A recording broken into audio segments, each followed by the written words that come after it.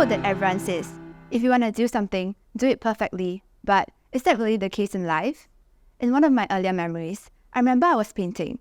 I can't recall what the picture was supposed to be, but I remember the mistake. My paintbrush slipped and a streak of paint appeared. That drawing has long since disappeared, but the feeling of deep frustration has stayed with me. More often than I would like to admit, something inconsequential will trigger an inner urge of dissatisfaction. Even squashing a loaf of bread can be stuck in my head for a few days, accompanied by incessant self-reproach of, oh my god, why did I do this?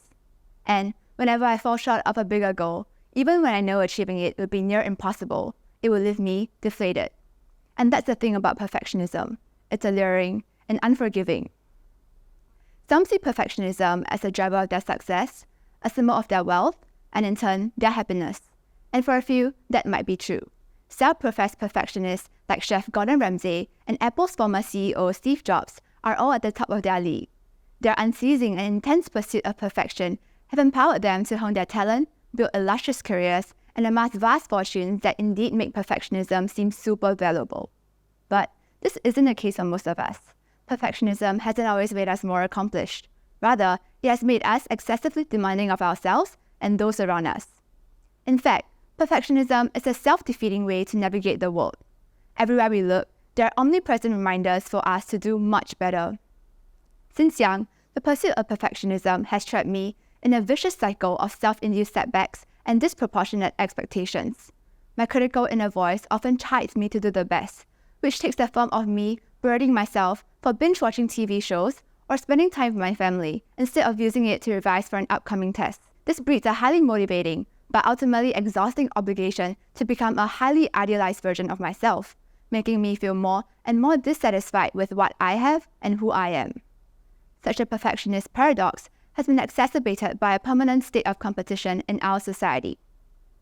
Society bombards us with instructions to be happier, fitter, and smarter, which makes being simply ordinary individuals not enough. Students like me become obsessed with setting high personal standards, which sometimes boil into despair when our success is not as instant nor as tangible as we wished. On top of that, social media also creates additional pressure to construct an exemplary life and to live up to the ever-changing beauty standards.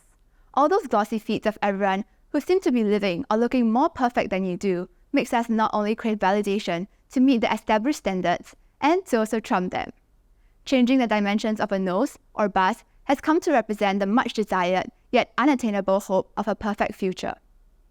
This, as a result, leads to unhealthy mindsets that speak the language of black or white, all or nothing, good or bad, worthy or worthless. Even the perfect moments have no joy, because they're never quite perfect enough.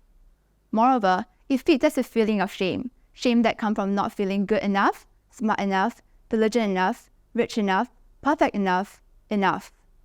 But what would happen if we evolved our thinking? In our chaotic world, life isn't meant to be lived perfectly. At times, life defeats us, and that's okay. Just like my speech now. Is it perfect? Definitely not.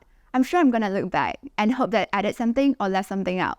But such imperfect moments in life are the moments where we just get to know how much we are capable of. We get to dig in, see the depth of our resilience, and strengthen our courage muscles. It is urgent that we acknowledge that if you're forever trying to make the life what you want it to be, you're not really living the life that you have. Like a quote I really like once said, perfectionism makes for a thin life, lived for what it isn't rather than what it is.